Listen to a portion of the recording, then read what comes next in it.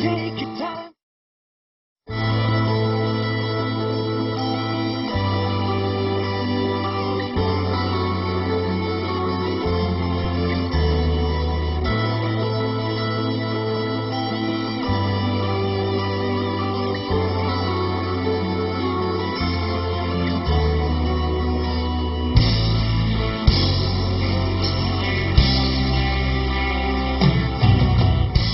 It's also interesting to notice who it is we assassinate. Do you ever notice who it is? Stop to think of who it is we kill. It's always people who've told us to live together in harmony and try to love one another.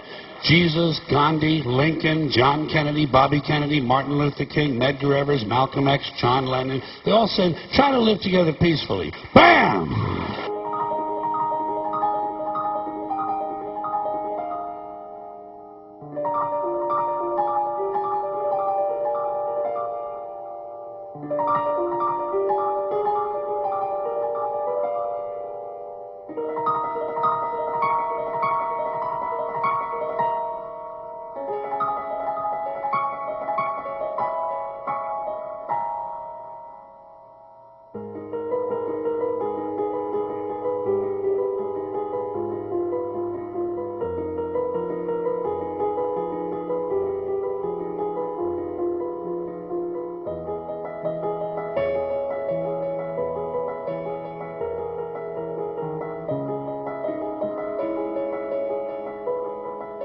Do you get your news from television, radio, or newspapers?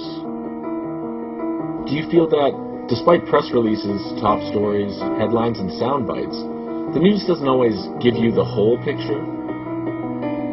Do you consider yourself a good, honest, tax-paying voting citizen? Do you hope that your bank has your best interest at heart?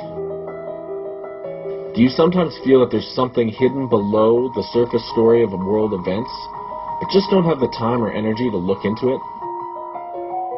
These questions may seem unrelated, but you will soon realize their correlation. So strap yourself in, and let's take a trip through time. In late 2003, we embarked on our first cross-country road trip from Canada to the United States. There was nervousness and excitement in the air.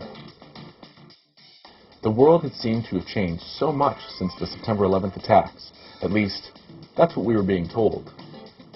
Everywhere to be seen, countries going to war, calling each other evil, immense polarization dividing the people, the gap between rich and poor increasing steadily. Plenty of struggle to go around. And now, a new environment of fear, where anyone could be a terrorist, and we, the people, would have to give up our liberties just to be safe.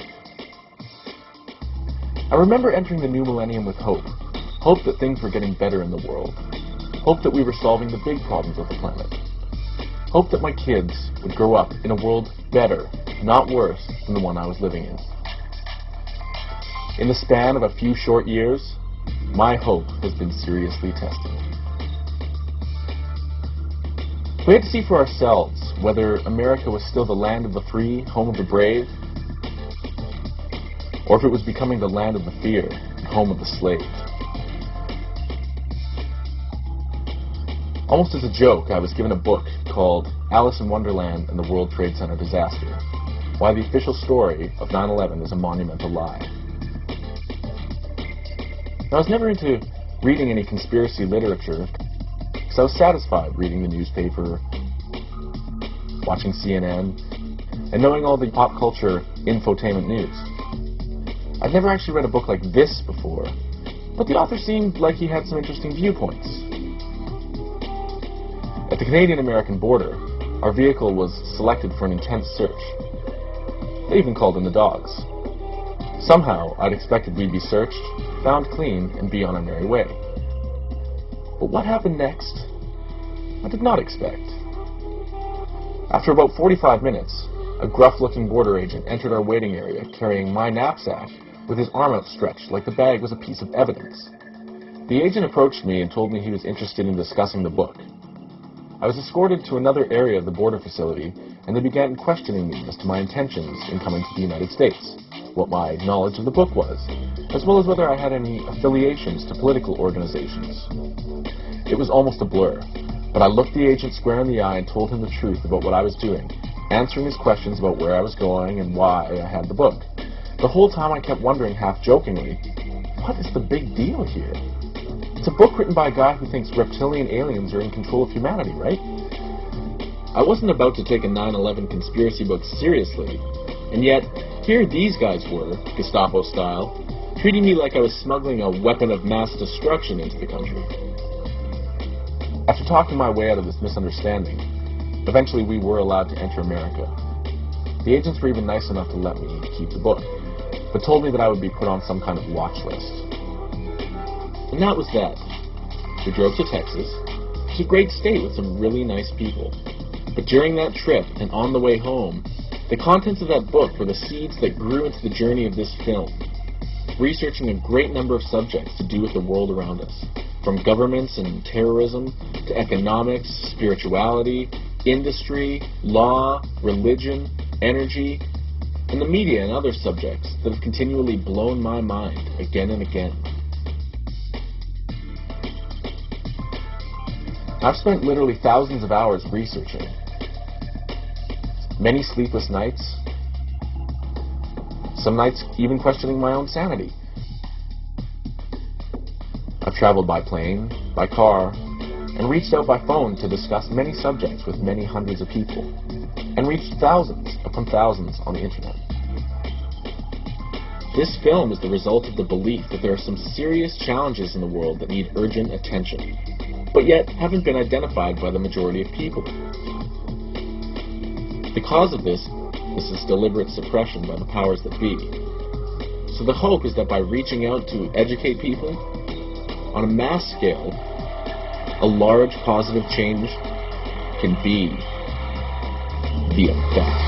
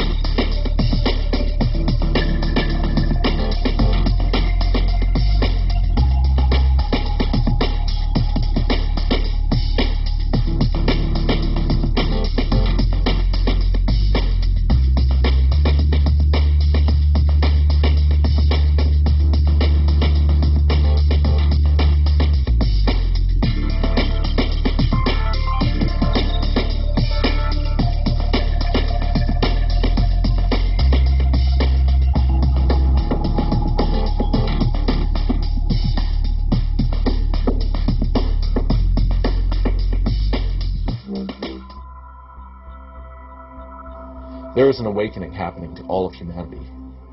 The question becomes, do you want to stay asleep or wake up and open your mind? Everybody makes choices in their lives, each and every day. We base these choices on the information we have at any given moment about how to deal with a situation. As human beings, when we feel we don't have sufficient information to make a good choice, we seek information from others, placing our trust in their hands.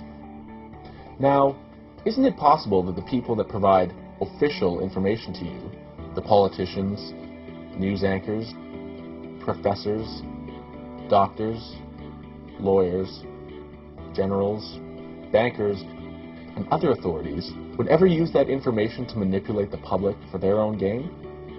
What if you had the power to buy up the entire world, to essentially play God with people's destiny through a monopoly on owning all currency? Would you own and control it all? Everyone's lives? Everyone's thoughts? It turns out there are people who would, and who are actively working to be our owners.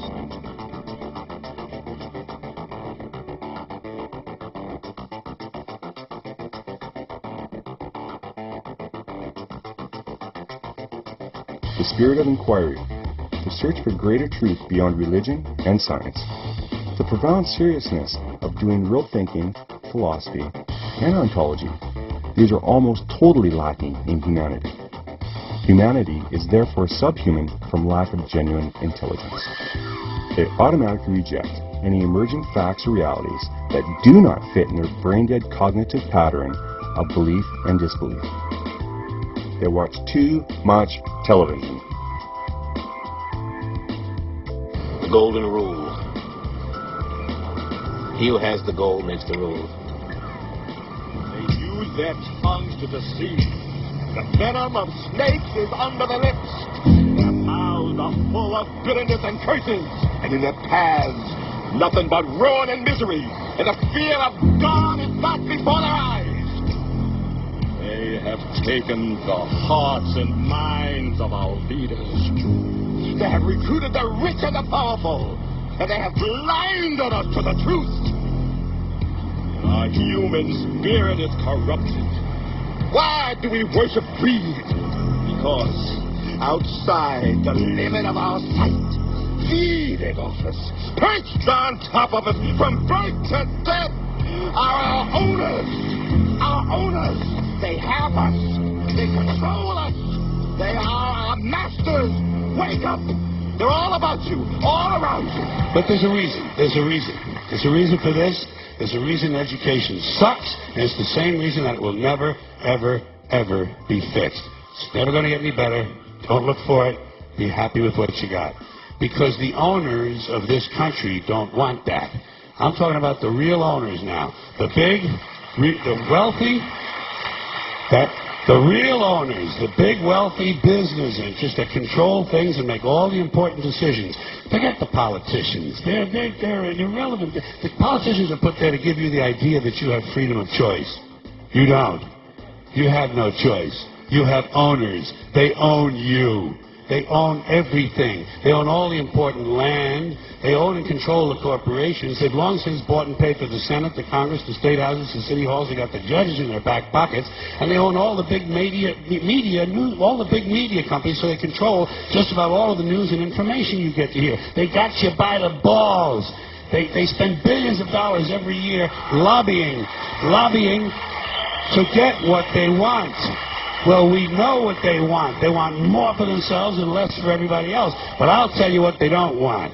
They don't want a population of citizens capable of critical thinking. They don't want well-informed, well-educated people capable of critical thinking. They're not interested in that. That doesn't help them. That's against their interest. That's right. You know something? They don't want people who are smart enough to sit around the kitchen table and figure out how badly they're getting fucked by a system that threw them overboard 30 fucking years ago. They don't want that. You know what they want? They want obedient workers. Obedient workers. People who are just smart enough to run the machines and do the paperwork and just dumb enough to passively accept all these increasingly shittier jobs with the lower pay, the longer hours, the reduced benefits, the end of overtime, and the vanishing pension that disappears the minute you go to collect it. And now they're coming for your Social Security money. They want your fucking retirement money. They want it back so they can give it to their criminal friends on Wall Street. And you know something? They'll get it. They'll get it all from you sooner or later because they own this fucking place. It's a big club, and you ain't in it. You and I are not in the big club. By the way, it's the same big club they used to beat you over the head with all day long when they tell you what to believe. All day long, beating you over the head in their media, telling you what to believe, what to think, and what to buy. The table is tilted, folks. The game is rigged. And nobody seems to notice. Nobody seems to care. Good, honest, hard-working people, white collar, blue collar, doesn't matter what color shirt you have on. Good, honest, hard-working people continue. These are people of modest means. Continue to elect these rich cocksuckers who don't give a fuck about them. They don't give a fuck about you. They don't give a fuck about you. They don't care about you at all. At all. At all. And, you know? And nobody seems to notice, nobody seems to care. That's what the owners count on, the fact that Americans will probably remain willfully ignorant because the owners of this country know the truth. It's called the American dream because you have to be asleep to believe it.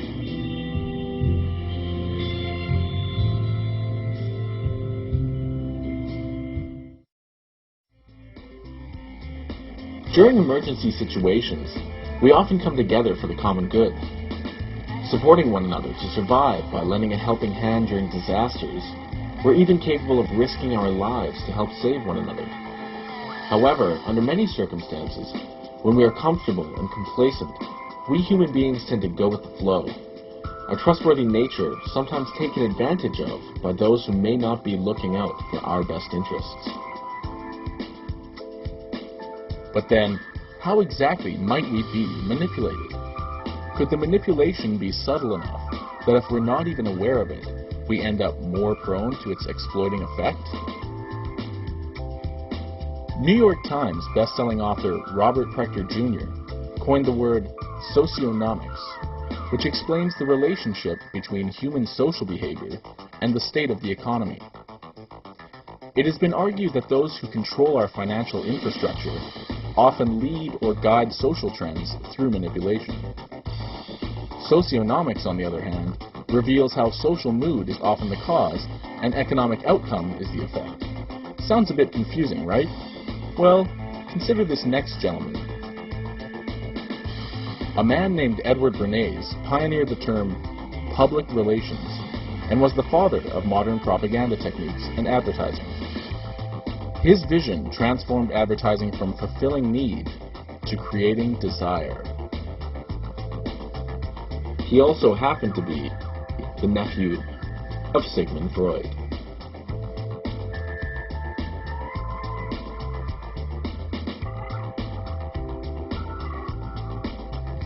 The conscious and intelligent manipulation of the organized habits and opinions of the masses is an important element in a democratic society. Those who manipulate this unseen mechanism of society constitute an invisible government, which is the true ruling power of our country.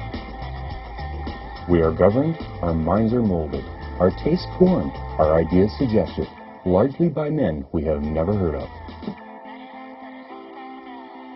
Bernays set out to experiment with the minds of the popular classes. His most dramatic experiment was to persuade women to smoke. At that time, there was a taboo against women smoking, and one of his early clients, George Hill, the president of the American Tobacco Corporation, asked Bernays to find a way of breaking it. He said, we're losing half of our market because men have invoked a taboo against women smoking in public. Can you do anything about that? I said, let me think about it. And then I said, have I your permission to see a psychoanalyst to find out what cigarettes mean to women? He said, what'll it cost? So I called up Dr. Brill, A.A. Brill, who was a leading psychoanalyst in New York at that time. How come you didn't call your uncle? Why didn't you call your uncle? Because he was in Vienna. A.A. Brill was one of the first psychoanalysts in America, and for a large fee he told Bernays that cigarettes were a symbol of the penis and of male sexual power. He told Bernays that if he could find a way to connect cigarettes with the idea of challenging male power, then women would smoke, because then they would have their own penises. So if you understand how the manipulation works, then all you have to do is identify, oh, this person is using bandwagon techniques. Like, in my public school, I was taught, and it was like 3rd or 4th grade, about the various forms of propaganda. You know, most of my life I was pretty skeptical of advertising, and I really didn't believe that people would do what they were told to do. I didn't believe that people were so malleable, and I didn't believe that people would accept information at face value, and yet all the time I didn't believe any of that.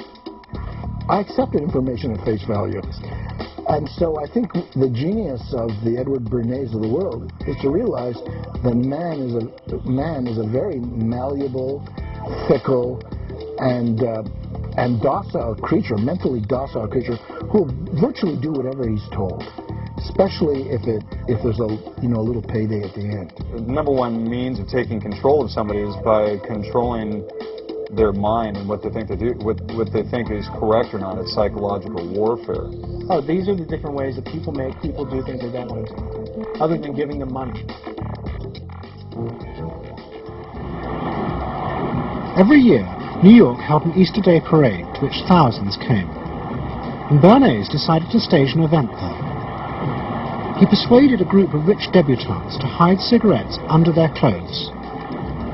Then they should join the parade, and at a given signal from him, they were to light up the cigarettes dramatically. Bernays then informed the press that he had heard that a group of suffragettes were preparing to protest by lighting up what they called torches of freedom. He knew this would be an outcry, and he knew that all of the photographers would be there to capture this moment. And so he was ready with a phrase, which was torches of freedom. And so here you have a symbol, women, young women, debutantes, smoking a cigarette in public with a phrase that means anybody who believes in this kind of equality pretty much has to support them in the ensuing debate about this, because torches of freedom. I mean, what's on all American coins? It's liberty. She's holding up the torch. And so the next day, this was not just in all of the New York, it was across the United States and around the world. And from that point forward, the sale of cigarettes to women began to rise. He had made them socially acceptable with a single symbolic act. What Bernays had created was the idea that if a woman smoked, it made her more powerful and independent, an idea that still persists today. Bernays made it socially acceptable for women to smoke cigarettes, and similar techniques of co-opted messaging and relabeling of things in order to create progress has become only more intense in the last few decades as the push for globalization and further centralization of governing power has increased. But clearly, it is the intelligent minorities which need to make use of propaganda continuously and systematically. Small groups of persons can and do make the rest of us think what they please about a given subject. Basically, I mean, first of all, it's fundamental. TV is a mind-controlled device. It runs at 60 megahertz, same frequency, as your mind receives patterns on it.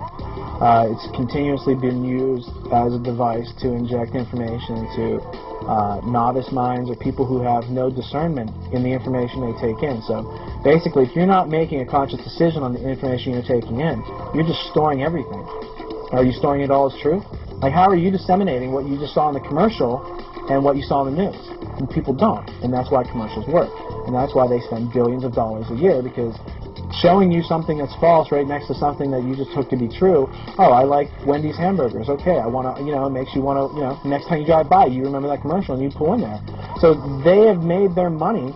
Capitalism is basically, it works off of a contrived shortage. And the people who contrive the shortage are the people who know how best to work the system against everyone else and make a profit, right? And charge interest and fractional reserve lending and all these little schemes that they've used to basically infiltrate us and drain us of every piece of worth and then bury us and then charge us for that, right?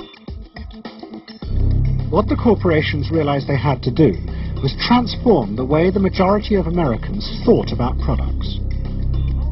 One leading Wall Street banker, Paul Mazur of Lehman Brothers, was clear about what was necessary. We must shift America, he wrote, from a needs to a desires culture. People must be trained to desire, to want new things even before the old have been entirely consumed. We must shape a new mentality in America. Man's desires must overshadow his needs. Thanks to a takeover of the printing industry and creation of the education industry, small elite super wealthy groups of people have been able to hide their darker connections and pasts of exploitation and misery by sugarcoating their images in textbooks that are taught as official history. And I'd say, "What's your name?" He'd say, "Al Jolson." I'd say, "Mr. President, Al Jolson." Next day, every newspaper in the United States had a front page story. President Coolidge entertains actors at White House. And the Times had a headline which said, "President nearly laughed."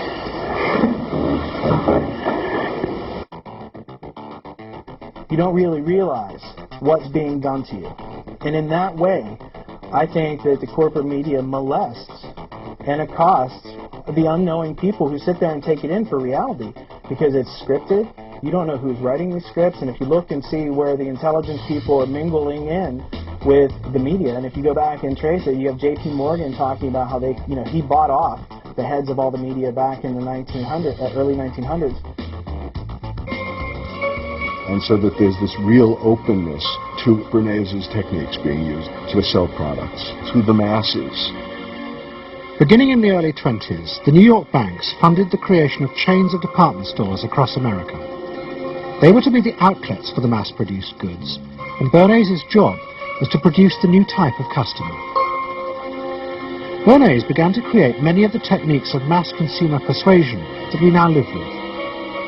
He was employed by William Randolph Hearst to promote his new women's magazines, and Bernays glamorized them by placing articles and advertisements that linked products made by others of his clients to famous film stars like Clara Bow, who was also his client. Bernays also began the practice of product placement in the movies, and he dressed the stars at the film's premieres with clothes and jewellery from other firms he represented. He was, he claimed, the first person to tell car companies they could sell cars as symbols of male sexuality. He employed psychologists to issue reports that said products were good for you, and then pretended they were independent studies. He organised fashion shows in department stores, and paid celebrities to repeat the new and essential message: you bought things not just for need, but to express your inner sense of yourself to others. The public basically has their opinions formed by consensus, polls, things like this that are used to steer populations. It is often said that half of writing history consists of the winners hiding their own atrocities. The largest problem lies in the control of information. If the people in charge of dispensing information become corrupted to an organized elite bent on domination, then we no longer have a trusted source investigating the true agendas of our leaders. Let's talk politics. You may have already considered that politics is a game of deception, maneuvering oneself into having as much control as possible, while at the same time maintaining the squeakiest public image. As countless scandals have indicated, Lord Acton was right. Power corrupts, and absolute power corrupts absolutely. So let's talk power.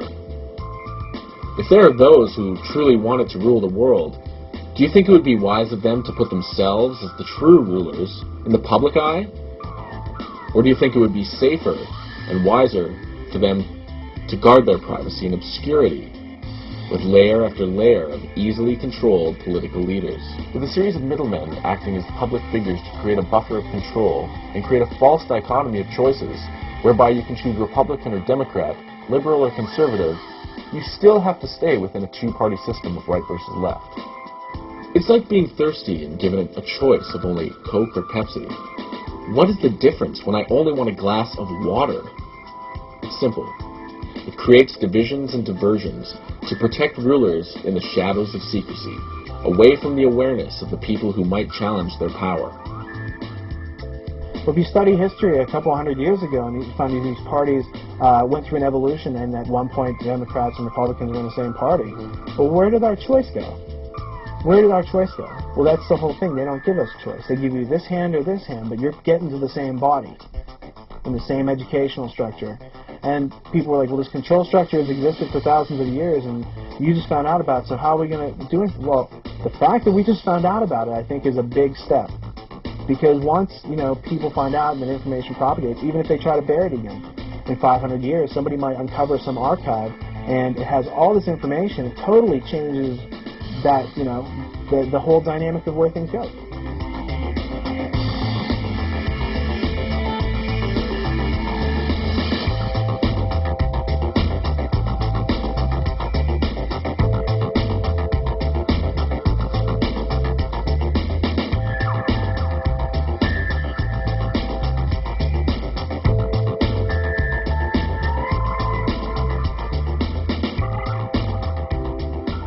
Government as an entity in general, do you trust the machinery of the system? Yeah, I would say to a certain degree, yeah. Okay. Do you trust your government? About as far as I can throw them. Do you think the government would ever lie to protect the people? I think everybody's got something to hide, something they don't want everybody to know. I don't think we all need to know it. The government likes to keep things hidden, you know, the truth away from us. They don't really need to lie to us as much as it is sort of to show us the wrong truth. If someone writes something on a piece of paper and, you know, there's little details in there about, you know, things that they can protect themselves, I don't worry about that. Yeah, again, like, you know, you're thinking about the little things, right? Like, I mean, I know there's lots of policies with lots of details and everything. I mean...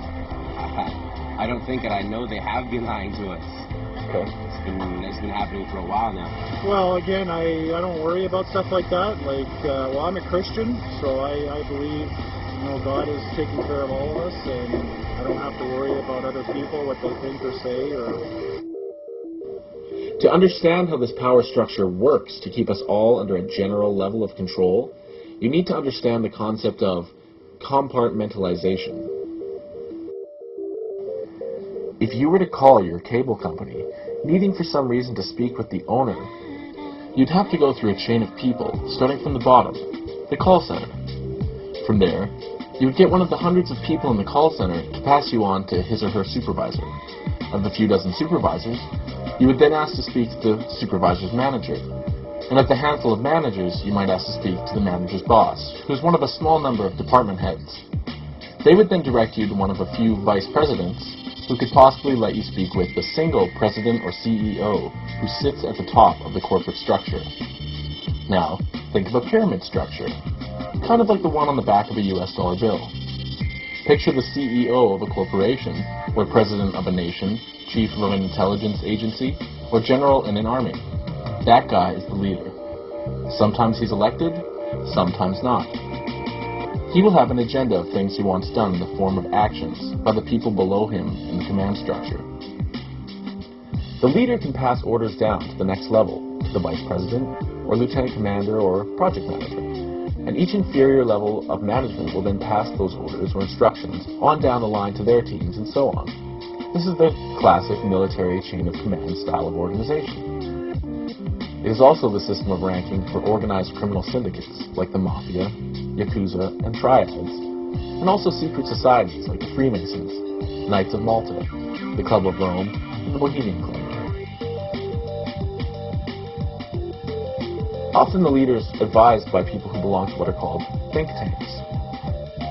These think tanks are groups that formulate policies to be carried out by the leaders, and their members are often the so-called experts, statesmen, and industry leaders, and even corporate heads, who also belong to various other groups, think tanks, organizations, and societies. The persons belonging to these assorted groups form a networked system of interlocking influence peddling and control schemes, which, in their various forms, have guided the general progress of humanity for hundreds, if not thousands, of years. There are these think tanks out there as well. And these entities are basically there to cook ideas based on what they need in the background and how they're going to get it from us and how they're going to get what they want at the end, and we're going to be left, like, you know, holding the bag, being hoodwinked.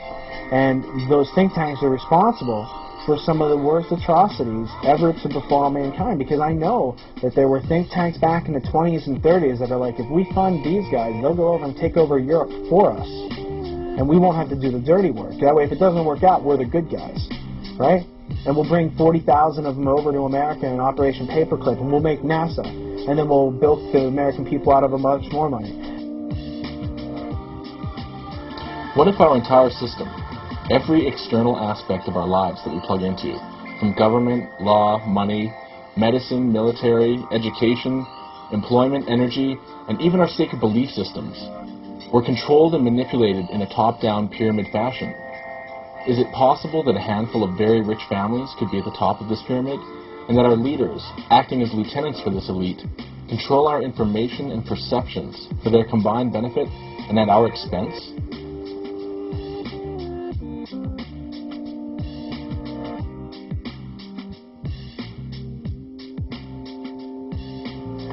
Hegel.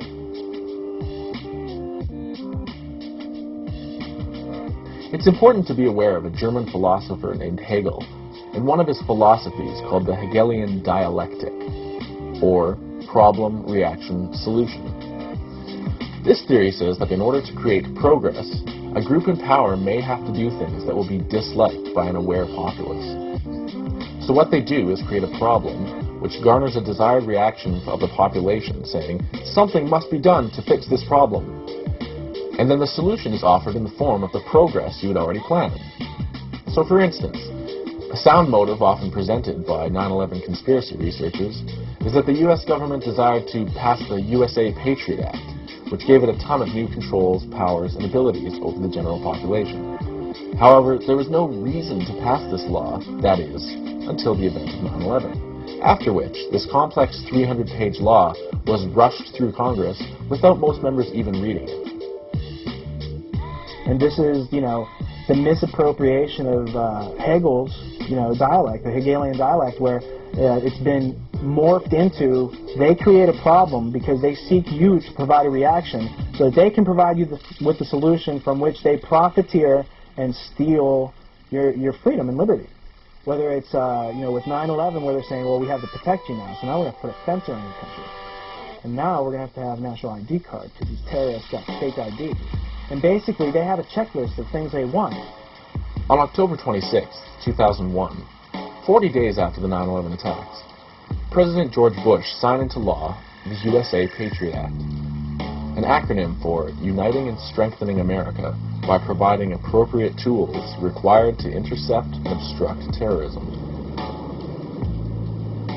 The mark of this being part of a Hegelian dialectic is that the Patriot Act was offered as a solution to the people of the United States, even though it had been written before the 9/11 attacks.